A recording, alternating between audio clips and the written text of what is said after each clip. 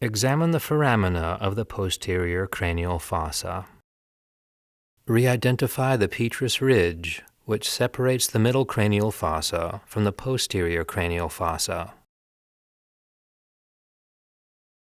On the posterior slope of the petrous ridge, find the internal acoustic meatus, which transmits the facial nerve, the vestibulocochlear nerve, and the labyrinthine artery.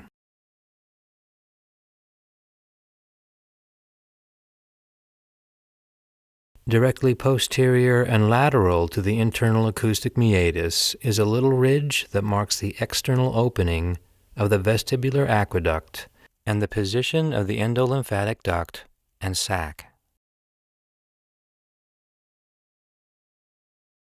Dropping inferiorly from the internal acoustic meatus, find a notch. This notch marks the site of the opening of the cochlear aqueduct.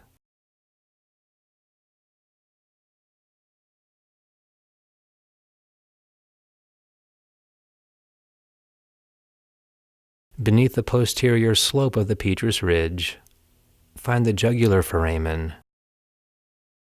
The jugular foramen transmits the confluence of the sigmoid sinus and internal jugular vein, cranial nerves 9, 10, and 11, and the distal portion of the inferior petrosal sinus.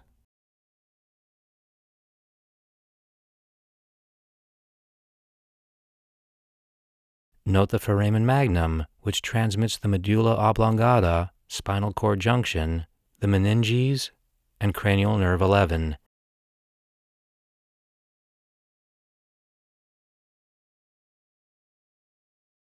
Note the opening of the hypoglossal canal inferior to the jugular foramen, which transmits the hypoglossal nerve.